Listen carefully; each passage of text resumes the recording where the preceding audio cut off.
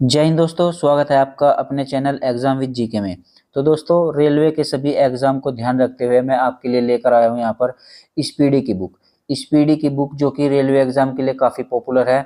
हम रोजाना क्या करेंगे, इस बुक का एक पेज यहाँ पर थ्योरी करेंगे और उसी क्लास में हम इस थ्योरी से संबंधित 40 के आसपास प्रश्नोत्तरों को हल करेंगे। ठीक है, यानी पहले हम यहाँ पर रोजाना एक पेज की थ्योरी पढ़ेंगे और थ्योरी के तुरंत बाद यहाँ पर उसी पेज से संबंधित जितने भी एमसीक्यू फॉर्मेट में प्रश्नोत्तर होते हैं उन पर यहाँ पर प्रैक्टिस भी करेंगे।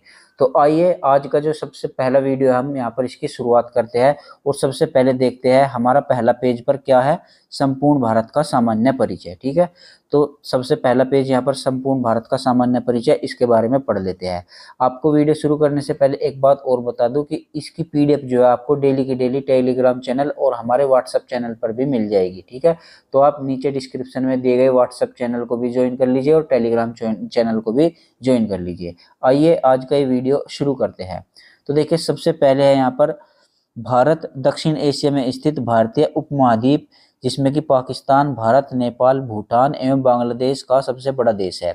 यानी भारत जो है वो दक्षिण एशिया में स्थित है और ये भारतीय उपमहाद्वीप का सबसे बड़ा देश है भारत। तो भारतीय उपमहाद्वीप में कितने देश आते हैं, यहाँ पर देखिए पाकिस्तान, भारत, नेपाल, भूटान एवं बांग्लादेश, भारतीय उपमहाद्वीप में ये 5 देश आते हैं। ठीक है, और इनमें सबसे बड़ा देश कौन सा है, हमारा अपना भारत। ठीक है, उसके बाद देखिए यहाँ पर इसका प्राचीन नाम जो है आर्यव्रत एवं जम्बूद्वीप है। यानी भारत का प्राचीन नाम आर्यव्रत भी था और जम्बूद्वीप भी इसको कहते थे। उसके बाद यहाँ पर अधिकांश भारतीय काकेशियाई या फिर काकेसाइड मानव प्रजाति समूह से संबंधित है। ठीक है, तो काकेशियाई या काकेसाइड मानव प्रजाति समूह से संबंधित जो हमारे भारतीय है, हम सब उसी जाति से यहाँ पर बिलोंग करते हैं। ठीक है, उसके बाद यहाँ पर सर्वप्रथम ईरानियों ने भारत को क्या कहकर बुलाया, तो देखिए सर्वप्रथम ईरानियों ने भारत को हिंदुस्तान कहकर बुलाया था और यूनानियों जो थे, यूनानियों ने इसको इंडिया कहकर बुलाया था। ठीक है, यूनानियों ने इसको क्या कहा था, इंडिया, और ईरानियों ने इसको क्या कहा था, हिंदुस्तान। ठीक है, तो ये दोनों पॉइंट आपको ध्यान रखने हैं। उसके बाद यहाँ पर भारत के उत्तर में नेपाल, भूटान एवं चीन है। ठीक है, जबकि भारत के दक्षिण में श्रीलंका एवं हिंद महासागर है। ठीक है, तो ये भी ध्यान रखना है, उत्तर में नेपाल, भूटान और चीन और दक्षिण में श्रीलंका एवं हिंद महासागर है।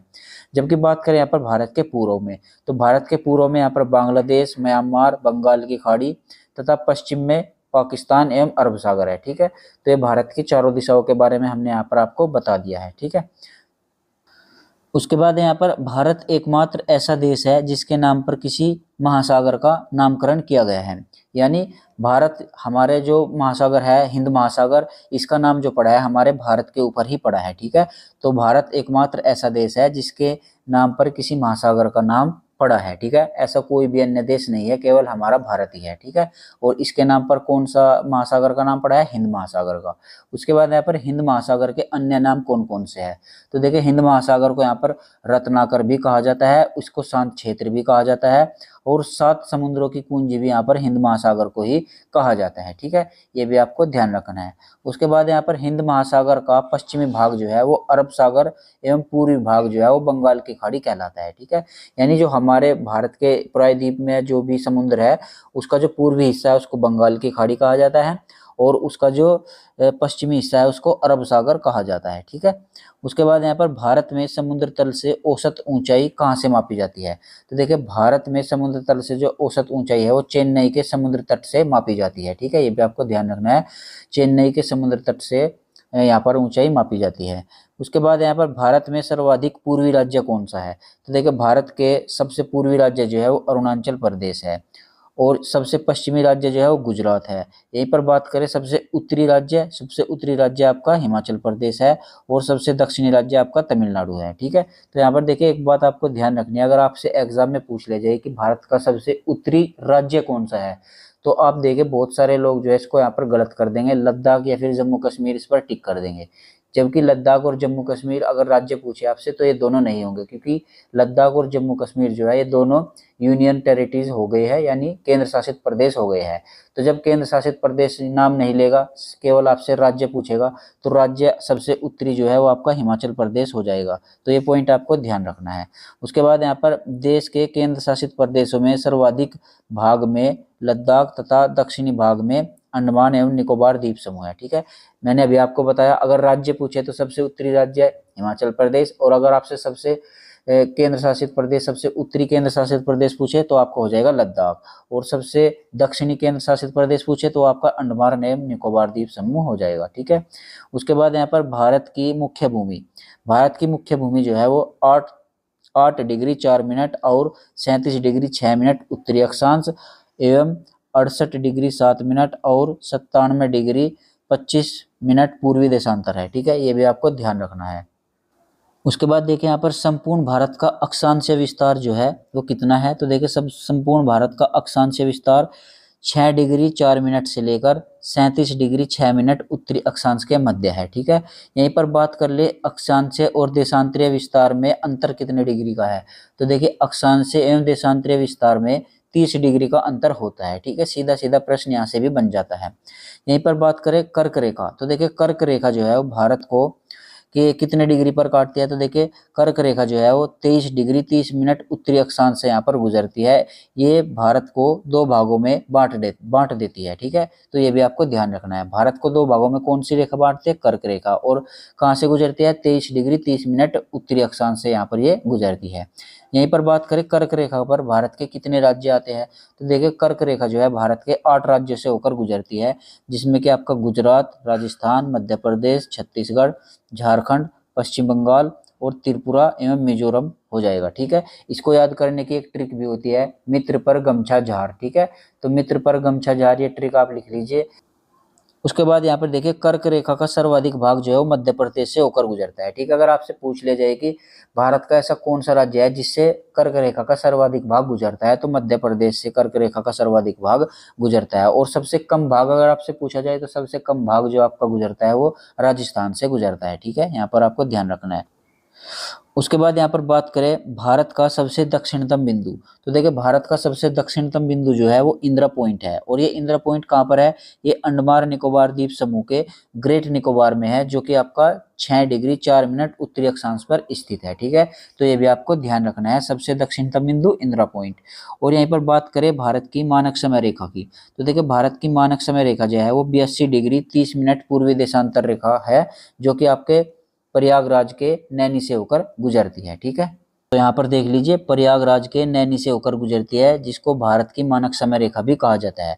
और ये जो भारत की मानक समय रेखा है ये लंदन में जो ग्रीनविच है उसके समय से कितने मिनट आ गया है, 5 घंटा 30 मिनट आ गया है। ठीक है, यानी लंदन का जो ग्रीनविच है जहाँ पर, वहाँ से हमारे भारत का जो टाइम है वो 5 घंटा 30 मिनट आ गया है। ठीक है, ये भी आपको ध्यान रखना है। उसके बाद यहाँ पर भारत के पूर्वी तथा पश्चिमी सुदूर बिंदुओं के स्थानीय समय में लगभग कितने घंटे का अंतर है, तो देखिए भारत का सबसे पूर्वी और सबसे पश्चिमी कौन सा है, सबसे पूर्वी राज्य होगा आपका अरुणाचल प्रदेश और सबसे पश्चिमी हो जाएगा आपका गुजरात। इन दोनों के मध्य जो समय का अंतर है वो 2 घंटे का हो जाता है। ठीक है, तो ये भी आपको ध्यान रखना है, इन दोनों के समय में कितने का अंतर मिलेगा, 2 घंटे का अंतर मिलेगा। ठीक है, उसके बाद यहाँ पर 82.5 डिग्री 30 मिनट पूर्वी देशांतर जो है, जिसको भारत की मानक समय रेखा कहा जाता है, ये भारत के कितने राज्यों से होकर गुजरती है, तो ये भारत के 5 राज्यों से होकर गुजरती है। कौन कौन से राज्य है, देखिए एक तो हो जाएगा उत्तर प्रदेश, दूसरा मध्य प्रदेश, तीसरा आंध्र प्रदेश, चौथा हो जाएगा आपका ओडिशा और पांचवा हो जाएगा आपका छत्तीसगढ़। इन 5 राज्यों से भारत की मानक समय रेखा होकर गुजरती है। ठीक है, भारतीय मानक समय रेखा एवं कर्क रेखा छत्तीसगढ़ राज्य के सूरजपुर जिला में एक दूसरे को आपस में काटती है। ठीक है, तो देखिए बहुत ही महत्वपूर्ण प्रश्न है। अगर आपसे प्रश्न में पूछ लिया जाए कि भारत की मानक समय रेखा जो है और कर्क रेखा है ये आपस में एक दूसरे को भारत के किस राज्य में काटती है, तो देखिए ये छत्तीसगढ़ राज्य में एक दूसरे को काटती है, और छत्तीसगढ़ का कौन सा जिला है, सूरजपुर जिला है। ठीक है, तो सूरजपुर जिले में ये आपस में मिलती है, यानी एक दूसरे को काटती है। ठीक है, तो ये पॉइंट भी आपको ध्यान रखना है। वहीं पर बात करें यहाँ पर भारत में 9 तटीय राज्य है में कौन कौन से है, तो देखिए भारत में 9 तटीय राज्य आपके गुजरात, महाराष्ट्र, गोवा, कर्नाटक, केरल, तमिलनाडु, आंध्र प्रदेश, उड़ीसा, पश्चिम बंगाल। ठीक, ये 9 राज्य आपके ऐसे जो कि समुद्र तट से सटे हुए हैं। यहीं पर बात करें सबसे बड़ा तटीय राज्य कौन सा है, तो सबसे बड़ा तटीय राज्य आपका हो जाएगा गुजरात, और सब उसके बाद हो जाएगा आपका आंध्र प्रदेश। और उसके बाद हो जाएगा आपका तमिलनाडु। ठीक है, तो इसको हम गेट से याद रखते हैं, GAT। सबसे बड़ा गुजरात, उसके बाद आंध्र प्रदेश और उसके बाद तमिलनाडु। ठीक है, गेट से इसको हम यहाँ पर याद रखते हैं। उसके बाद यहाँ पर बात करें, भारत के 16 राज्य तथा 2 केंद्र शासित प्रदेश अंतर्राष्ट्रीय स्थलीय सीमा से लगे हैं, जिसमें सबसे लंबी सीमा जो है वो पश्चिम बंगाल की है। ठीक है, यानी भारत के 16 राज्य और 2 केंद्र शासित प्रदेश ऐसे हैं जो कि अंतर्राष्ट्रीय सीमा लगते हैं, यानी विदेशों से जिनकी सीमा लगती है। उसमें जो सबसे लंबी सीमा विदेशों से साझा करता है वो आपका पश्चिम बंगाल हो जाएगा, जो कि बांग्लादेश के साथ सर्वाधिक सीमा साझा करता है। ठीक है, उसके बाद यहाँ पर बात करें केंद्र शासित प्रदेश पुदुचेरी की, तो देखिए केंद्र शासित प्रदेश पुदुचेरी जो है ये भारत के 3 राज्यों में फैला हुआ है, जिसका एक जिला जो है यनम, पुदुचेरी का एक जिला है यनम, ये आपका आंध्र प्रदेश में है। और कराईकल एवं पुदुचेरी, कराईकल एवं पुदुचेरी जो है ये दोनों जिले आपके तमिलनाडु में है। और माहे, माहे जो है आपका ये केरल में है। ठीक है, माहे जिला केरल में है, कराईकल एवं पुदुचेरी ये तमिलनाडु में है, और यनम जो है ये आपका आंध्र प्रदेश में है। ठीक है, यानी कुल मिलाकर 3 राज्यों में केंद्र शासित प्रदेश पुदुचेरी फैला हुआ है। ठीक है, उसके बाद यहाँ पर भारत के कुल 20 राज्य स्थलरुद्ध यानी कि लैंडलॉक है। लैंडलॉक किनको कहा जाता है? जो समुद्र तट से नहीं लगते हैं उनको लैंडलॉक स्टेट कहा जाता है। तो भारत में कुल लैंडलॉक स्टेट कितने हैं? 20 है, और इनमें से 5 राज्य ऐसे हैं जो कि भूआवेष्टित है। भूआवेष्टित किनको कहा जाता है? जो न तो समुद्र के किनारे है और न ही किसी देश के अंतर्राष्ट्रीय सीमा साझा करते हैं, उनको भूआवेष्टित कहा जाता है। 5 राज्य भूआवेष्टित कौन कौन से हैं? हरियाणा, छत्तीसगढ़, तेलंगाना, मध्य प्रदेश और झारखंड। ठीक है, तो लैंडलॉक और भूआवेष्टित दोनों के बारे में आप समझ गए होंगे। ठीक है, उसके बाद यहाँ पर उत्तर प्रदेश सर्वाधिक राज्य, 8 राज्यों और 1 केंद्र शासित प्रदेश के साथ सीमा साझा करता है। यानी उत्तर प्रदेश भारत के 8 राज्यों के साथ सीमा साझा करता है, और साथ ही साथ 1 केंद्र शासित प्रदेश दिल्ली के भी साथ सीमा साझा करता है। यहीं पर बात करें उत्तर प्रदेश की, सर्वाधिक सीमा जो है वो मध्य प्रदेश से लगती है, जो कि टोटल 11 जिलों के साथ सीमा साझा करता है मध्य प्रदेश की। और सबसे कम जो उत्तर प्रदेश सीमा साझा करता है वो हिमाचल प्रदेश के साथ सीमा साझा करता है। ठीक है, ये भी आपको ध्यान रखना है।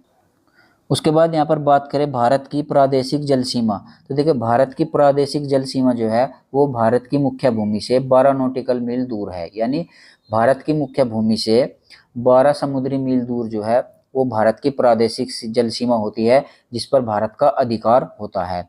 और यहीं पर बात करें 1 नॉटिकल मील में कितने किलोमीटर होते हैं, तो देखिए 1 नॉटिकल मील में 1.852 किलोमीटर होते हैं। ठीक है, ये भी आपको ध्यान रखना है। उसके बाद बात करें यहाँ पर भारत का संलग्न क्षेत्र, तो देखिए भारत का संलग्न क्षेत्र जो है इसकी जो मुख्य भूमि से जो दूरी होती है वो 24 समुद्री मील होती है, यानी कि 24 नॉटिकल मील इसको कहा जाता है, और जिस पर भारत को सीमा शुल्क वसूलने का या फिर वित्तीय अधिकार होता है। ठीक है, यानी यहाँ पर देखिए जैसे कि ये मैं यहाँ पर दक्षिण भारत का यहाँ पर नक्शा बना दिया है, आप इसको देख लीजिएगा। तो यहाँ से देखिए ये तो 12 नॉटिकल मील दूर हो जाएगा, ये तो हो जाएगा आपका भारत का प्रादेशिक जल सीमा। उसके बाद यहाँ पर अगली लाइन खींचेंगे, ये आपकी हो जाएगी संलग्न क्षेत्र, जो कि 24 नॉटिकल मील दूर है। और उसके बाद यहाँ पर हो जाएगा अनन्य आर्थिक जोन, जो कि आपका 200 नॉटिकल मील दूर होता है। ठीक है, ये भी आपको ध्यान रखना है। इस तरीके से मैंने यहाँ पर आपको बताया है। तो सबसे पहला हो जाएगा यहाँ पर प्रादेशिक जल सीमा, जो कि 12 नॉटिकल मील दूर है। उसके बाद यहाँ पर संलग्न क्षेत्र, जो कि 24 नॉटिकल मील दूर है। और उसके बाद हो जाएगा यहाँ पर अनन्य आर्थिक क्षेत्र, यानी कि अनन्य आर्थिक जोन भी इसको बोलते हैं।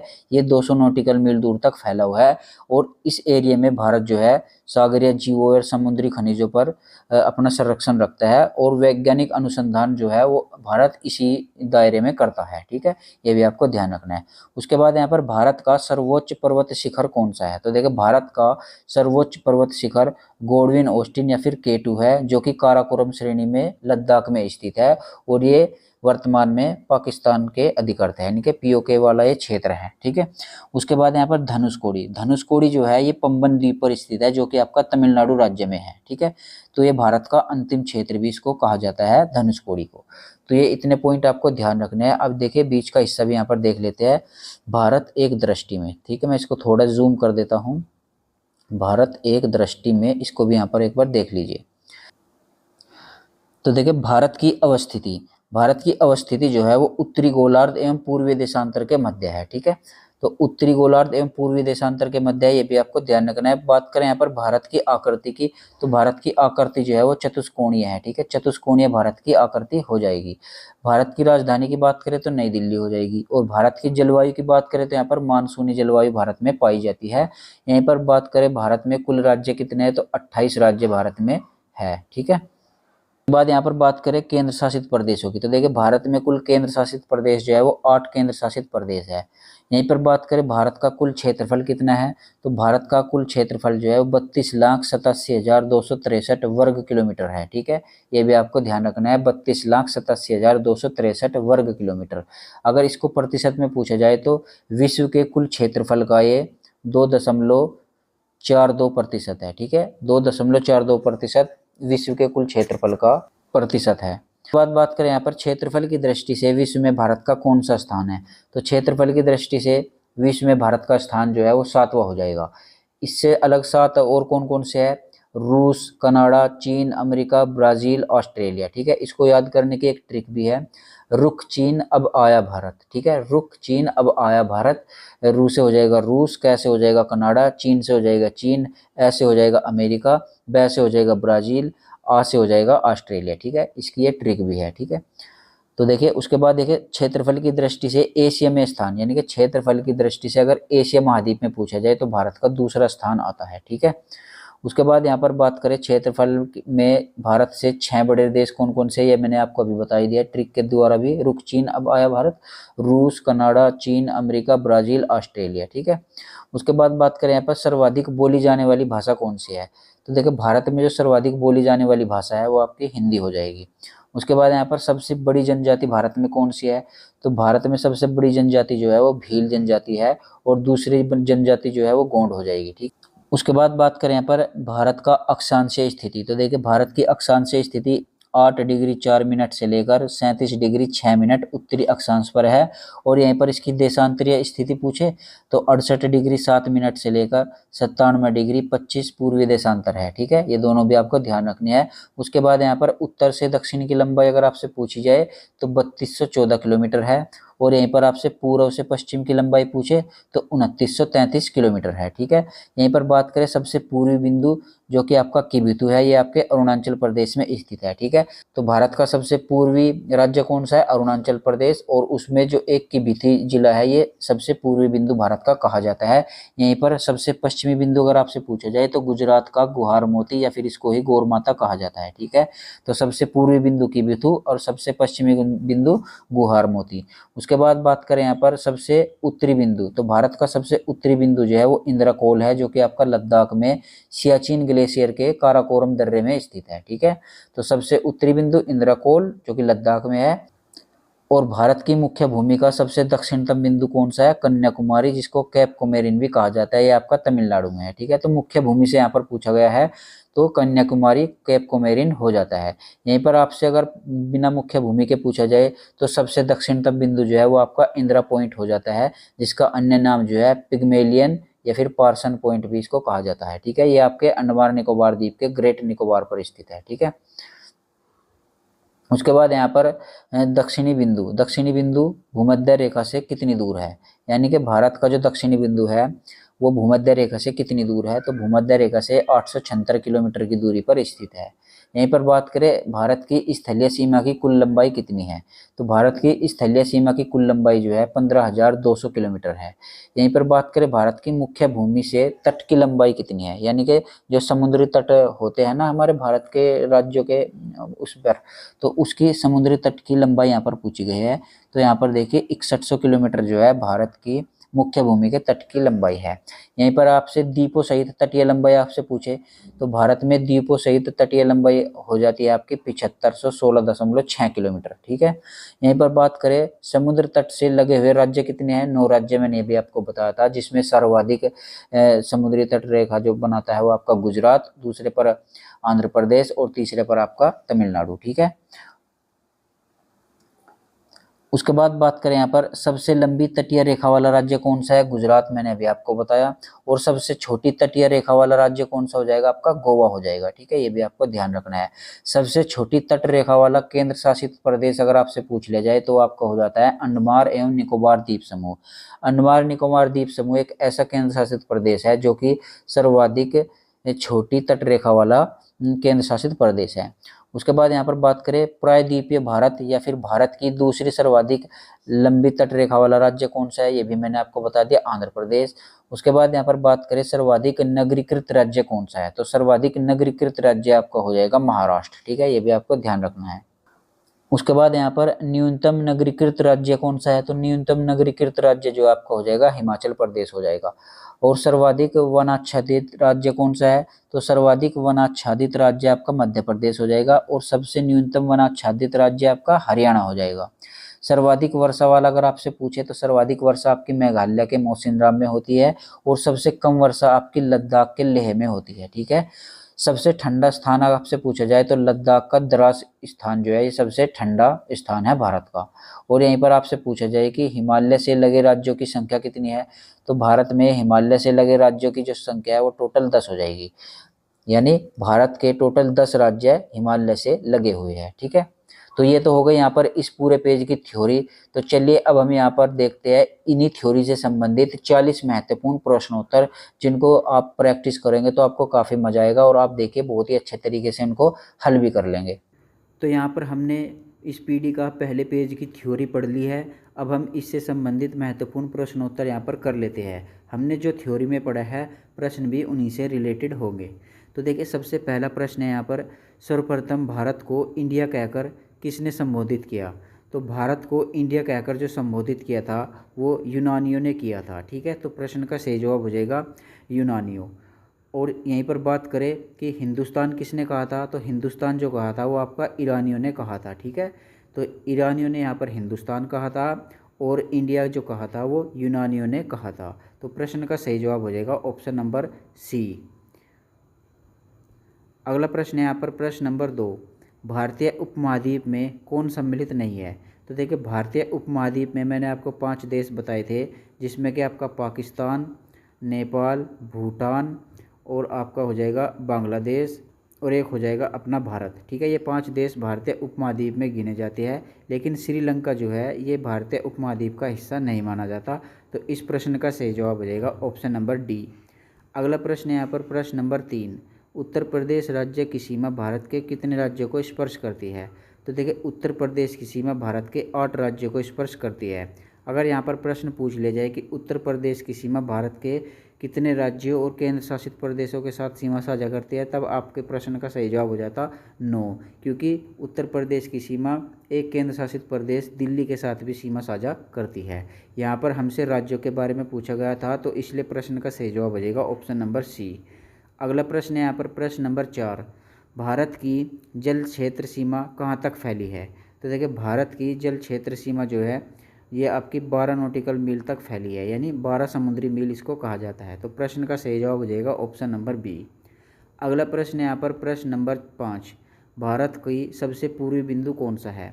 तो भारत का सबसे पूर्वी बिंदु जो है ये आपके अरुणाचल प्रदेश में है, किबिथु। ठीक है, किबिथु जो है वो भारत का सबसे पूर्वी बिंदु है।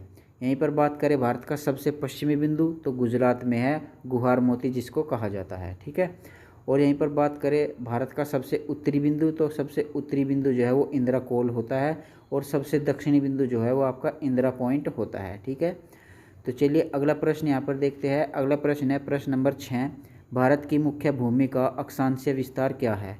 तो भारत की मुख्य भूमि का अक्षांशीय विस्तार हो जाएगा 8 डिग्री 4 मिनट से लेकर 37 डिग्री 6 मिनट उत्तरी अक्षांश। तो प्रश्न का सही जवाब हो जाएगा ऑप्शन नंबर बी। अगला प्रश्न है यहाँ पर प्रश्न नंबर 7, भारत में सबसे कम वर्षा कहाँ पर होती है। तो भारत में सबसे कम वर्षा जो होती है वो आपके लद्दाख के लेह में होती है। ठीक है, तो प्रश्न का सही जवाब हो जाएगा ऑप्शन नंबर डी, लेह। अगला प्रश्न है यहाँ पर प्रश्न नंबर 8, भारत की देशांतरीय स्थिति क्या है। तो भारत की देशांतरीय स्थिति जो हो जाएगी वो 68 डिग्री 7 मिनट से लेकर 97 डिग्री 25 पूर्वी देशांतर हो जाएगी। तो प्रश्न का सही जवाब हो जाएगा ऑप्शन नंबर बी। अगला प्रश्न है यहाँ पर प्रश्न नंबर 9, भारत का संलग्न क्षेत्र सीमा कहाँ तक फैली है। तो देखिए भारत की समुद्री सीमा जो है वो 12 नॉटिकल मील दूर थी, और अब संलग्न क्षेत्र सीमा पूछी गई है तो ये आपकी 24 नॉटिकल मील दूर हो जाएगी। यहीं पर बात करें आपसे भारत की अनन्य आर्थिक जोन की सीमा अगर आपसे पूछ ली जाए तो वो 200 नॉटिकल मील दूर होती है। तो इस प्रश्न का सही जवाब हो जाएगा ऑप्शन नंबर बी, 24 नॉटिकल मील। अगला प्रश्न है यहाँ पर प्रश्न नंबर 10।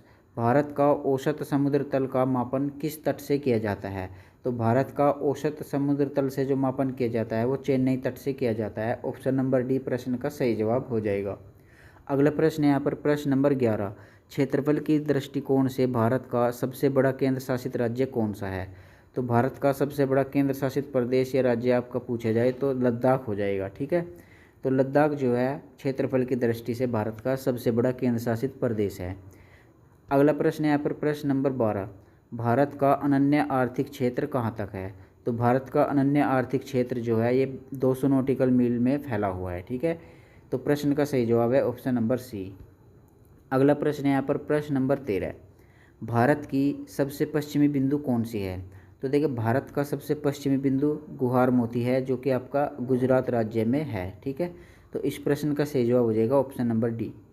अगला प्रश्न है यहाँ पर प्रश्न नंबर 14। भारत के कितने राज्य अंतर्राष्ट्रीय स्थलीय सीमा को स्पर्श करते हैं? तो भारत के 16 राज्य अंतर्राष्ट्रीय स्थल सीमा को स्पर्श करते हैं। तो प्रश्न का सही जवाब हो जाएगा ऑप्शन नंबर सी। अगला प्रश्न है यहाँ पर प्रश्न नंबर 15। भारत का कुल क्षेत्रफल कितना है? तो भारत का कुल क्षेत्रफल जो हो जाएगा वो 32,87,263 वर्ग किलोमीटर है। ठीक है, ये आपको रट्टा मार लेना है बिल्कुल। अगला प्रश्न है यहाँ पर प्रश्न नंबर 16। क्षेत्रफल के दृष्टिकोण से सबसे छोटा केंद्र शासित राज्य कौन सा है? तो सबसे छोटा केंद्र शासित प्रदेश जो हो जाएगा आपका लक्षद्वीप हो जाएगा। ऑप्शन नंबर सी प्रश्न का बिल्कुल सही जवाब है। अगला प्रश्न है यहाँ पर प्रश्न नंबर 17। रत्नाकर किस महासागर का उपनाम है? तो देखिए हिंद महासागर का जो अन्य नाम है वो रत्नाकर भी कहा जाता है। 7 कुंजियों का सागर भी इसको कहा जाता है। ठीक है, तो प्रश्न का सही जवाब हो जाएगा ऑप्शन नंबर बी, हिंद महासागर। हिंद महासागर का अन्य नाम रत्नाकर भी होता है।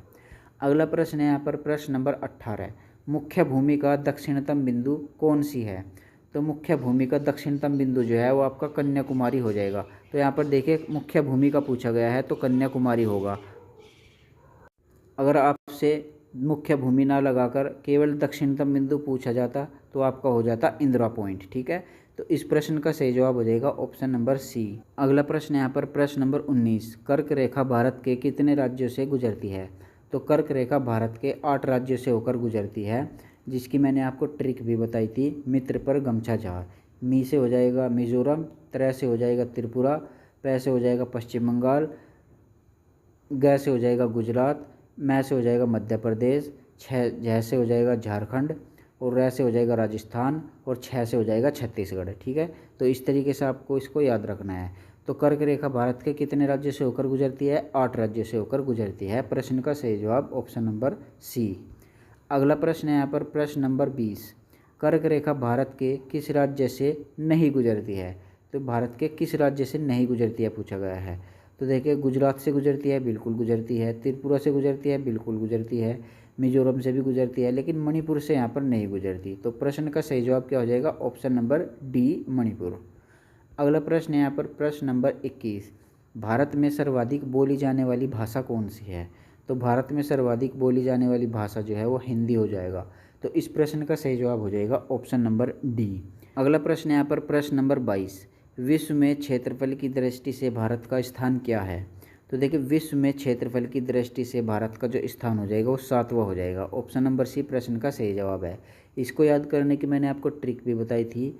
ट्रिक क्या थी? रुख चीन अब आया भारत। ठीक है, यानी कि रूस, कनाडा, ऑस्ट्रेलिया, ये है ना, ये सभी देश। ठीक है, रुख चीन अब आया भारत, ये ट्रिक आपको याद रखनी है। उसके बाद है यहाँ पर अगला प्रश्न हमारा प्रश्न नंबर 23। भारत की दक्षिणी बिंदु यानी कि भूमध्य रेखा से कितनी दूरी पर स्थित है? यानी कि भारत का दक्षिणतम बिंदु क्या है आपका? इंदिरा पॉइंट। ये भूमध्य रेखा से कितनी दूर पर स्थित है? तो 876 किलोमीटर ये भूमध्य रेखा से दूरी पर है। ठीक है, 876 किलोमीटर। तो ये भी आपको ध्यान रखना है। प्रश्न का सही जवाब हो जाएगा ऑप्शन नंबर सी। अगला प्रश्न यहाँ पर प्रश्न नंबर 24। भारत की सबसे बड़ी जनजाति कौन सी है? तो भारत की सबसे बड़ी जनजाति जो है वो आपकी भील जनजाति है। यहीं पर आपसे दूसरी सबसे बड़ी जनजाति अगर आपसे पूछ ले जाए तो वो हो जाती है आपकी गोंड। ठीक है, तो भील और गोंड ये भारत की 2 सबसे बड़ी जनजाति है। अगला प्रश्न है यहाँ पर प्रश्न नंबर 25, हिमालय किस प्रकार का पर्वत है? तो हिमालय जो है ये आपका वलित पर्वत है। ऑप्शन नंबर सी प्रश्न का सही जवाब हो जाएगा। अगला प्रश्न है यहाँ पर प्रश्न नंबर 26, 82 डिग्री 30 मिनट पूर्वी देशांतर रेखा कहाँ से गुजरती है? यानी भारत की मानक समय रेखा भी इसको कहा जाता है 82.5 डिग्री। ठीक है, तो ये कहाँ से गुजरती है? ये इलाहाबाद के नैनी से यहाँ पर गुजरती है। ठीक है, इलाहाबाद का नाम अब बदलकर प्रयागराज हो गया है, तो प्रयागराज के नैनी से भारत की मानक समय रेखा गुजरती है, जिसको 82.5 डिग्री पूर्वी देशांतर कहा जाता है। तो प्रश्न का सही जवाब ऑप्शन नंबर ए। अगला प्रश्न है यहाँ पर प्रश्न नंबर 27, भारत को सर्वप्रथम हिंदुस्तान किसने कहा था? तो भारत को सर्वप्रथम जो हिंदुस्तान कहा था वो ईरानियों ने कहा था। ठीक है, और यूनानियों ने इसको क्या कहा था? यूनानियों ने इसको इंडिया कहा था। ठीक है, तो इस प्रश्न का सही जवाब हो जाएगा ऑप्शन नंबर बी। अगला प्रश्न यहाँ पर प्रश्न नंबर 28, 82.5 पूर्वी देशांतर रेखा जिसको भारत की मानक समय रेखा भी कहा जाता है, ये कुल कितने राज्यों से होकर गुजरती है? तो 82.5 पूर्वी देशांतर रेखा यानी कि भारत की मानक समय रेखा जो है वो 5 राज्यों से होकर गुजरती है। कौन कौन से राज्य हो जाएंगे आपका? उत्तर प्रदेश, मध्य प्रदेश, छत्तीसगढ़, आंध्र प्रदेश और उड़ीसा। इन 5 राज्यों से होकर भारत की मानक समय रेखा गुजरती है। तो प्रश्न का सही जवाब है ऑप्शन नंबर बी। अगला प्रश्न यहाँ पर प्रश्न नंबर 29, एक समुद्री मील किसके बराबर होता है? यानी एक समुद्री मील कितने किलोमीटर के बराबर होता है? तो 1.852 किलोमीटर के बराबर होता है एक समुद्री मील। ठीक है, तो प्रश्न का सही जवाब हो जाएगा ऑप्शन नंबर सी। अगला प्रश्न यहाँ पर प्रश्न नंबर 30, भारत की कुल स्थलीय सीमा की लंबाई कितनी है? तो भारत की कुल स्थलीय सीमा की लंबाई आपसे पूछी जाए तो वो हो जाएगी आपकी 15,200 किलोमीटर। तो प्रश्न का सही जवाब हो जाएगा ऑप्शन नंबर बी। अगला प्रश्न है यहाँ पर प्रश्न नंबर 31, भारत का सर्वाधिक वनाच्छादित राज्य कौन सा है? यानी सर्वाधिक वन जो है वो किस राज्य में है? तो प्रश्न का सही जवाब हो जाएगा option number C Madhya Pradesh. Madhya Pradesh जो है वो भारत का सर्वाधिक वनाच्छादित राज्य है। अगला प्रश्न है यहाँ पर प्रश्न नंबर 32, इंदिरा पॉइंट को किस अन्य नाम से भी जाना जाता है? तो इंदिरा पॉइंट को यहाँ पर पिग्मेलियन पॉइंट भी कहा जाता है और पार्सन पॉइंट भी इसको कहा जाता है। ठीक है, ये दोनों ही नाम इंदिरा पॉइंट के अन्य नाम हैं। तो प्रश्न का सही जवाब हो जाएगा ऑप्शन नंबर सी, ए और बी दोनों। अगला प्रश्न है यहाँ पर प्रश्न नंबर 33, भारत के कुल कितने राज्य स्थल रुद्ध है यानी लैंड लॉक है? तो भारत के कुल लैंड लॉक स्टेट जो है वो आपके टोटल 20 हो जाते हैं। तो प्रश्न का सही जवाब हो जाएगा ऑप्शन नंबर डी। अगला प्रश्न है यहाँ पर प्रश्न नंबर 34, द्वीपों सहित भारत की कुल समुद्रीय तटीय रेखा की लंबाई कितनी है? तो द्वीपों को मिलाकर भारत की समुद्र तटीय रेखा जो है वो उसकी लंबाई जो है वो 7516.6 किलोमीटर है। तो प्रश्न का सही जवाब हो जाएगा ऑप्शन नंबर ए। अगला प्रश्न है यहाँ पर प्रश्न नंबर 35, 82.5 पूर्वी देशांतर रेखा भारत के कितने राज्यों से होकर गुजरती है? तो ये 5 राज्यों से होकर गुजरती है। ये प्रश्न यहाँ पर रिपीट हो गया है। ठीक है, तो प्रश्न का सही जवाब है ऑप्शन नंबर सी। अगला प्रश्न है यहाँ पर प्रश्न नंबर 36, क्षेत्रफल के दृष्टिकोण से विश्व का सबसे छोटा देश कौन सा है? तो विश्व का सबसे छोटा देश जो है वो वेटिकन सिटी हो जाएगा। ऑप्शन नंबर डी प्रश्न का सही जवाब है। अगला प्रश्न है यहाँ पर प्रश्न नंबर 37, 82.5 डिग्री पूर्वी देशांतर रेखा भारत के किस राज्य से होकर नहीं गुजरती? तो देखिए, उत्तर प्रदेश से भी गुजरती है, मध्य प्रदेश से भी गुजरती है, आंध्र प्रदेश से भी गुजरती है, लेकिन तमिलनाडु राज्य से भारत की मानक समय रेखा नहीं गुजरती। तो इसलिए प्रश्न का सही जवाब हो जाएगा ऑप्शन नंबर डी। अगला प्रश्न है यहाँ पर प्रश्न नंबर 38, विश्व के कुल क्षेत्रफल का भारत के कुल कितना भाग है? यानी कि विश्व के कुल क्षेत्रफल का कितना प्रतिशत जो है वो भारत का क्षेत्रफल है? तो 2.42% जो है विश्व के कुल क्षेत्रफल का प्रतिशत है भारत। ठीक है, तो प्रश्न का सही जवाब हो जाएगा ऑप्शन नंबर डी। अगला प्रश्न है यहाँ पर प्रश्न नंबर 39, केंद्र शासित राज्य पुदुचेरी की सीमा एवं क्षेत्र कितने राज्यों में फैला हुआ है? तो केंद्र शासित प्रदेश पुदुचेरी जो है वो भारत के 3 राज्यों में फैला हुआ है। तो प्रश्न का सही जवाब हो जाएगा ऑप्शन नंबर सी। अगला प्रश्न है यहाँ पर प्रश्न नंबर 40, भारत के कितने राज्य हिमालय पर्वत को स्पर्श करते हैं? तो भारत के 10 राज्य ऐसे हैं जो कि हिमालय पर्वत से सटे हुए हैं। तो प्रश्न का सही जवाब हो जाएगा ऑप्शन नंबर बी। तो ये थे हमारे स्पीडी के पहले पेज से संबंधित 40 महत्वपूर्ण प्रश्नोत्तर, जो कि आपको काफ़ी पसंद आए होंगे। अगर आपने ये स्पीडी के पहले पेज की थ्योरी नहीं पढ़ी है तो एक बार थ्योरी पढ़िएगा, उसके बाद इन प्रश्नों को यहाँ पर प्रैक्टिस कीजिएगा, तो आपके बिल्कुल पक्के याद हो जाएंगे। आप निश्चिंत होकर इन क्लासेस को देखिए और साथ में जो मैं PDF दूंगा उनको रिवाइज करके आइए। आप रेलवे की GS की टेंशन बिल्कुल छोड़ दीजिएगा, ठीक है। तो उम्मीद करता हूँ ये वीडियो आपको पसंद आई होगी। वीडियो पसंद आई तो उसको लाइक और शेयर कीजिएगा और चैनल को भी सब्सक्राइब जरूर कर लीजिएगा, ठीक है। तो आज की इस वीडियो में बस इतना ही, मिलते हैं अपनी अगली वीडियो में, तब तक के लिए जय हिंद।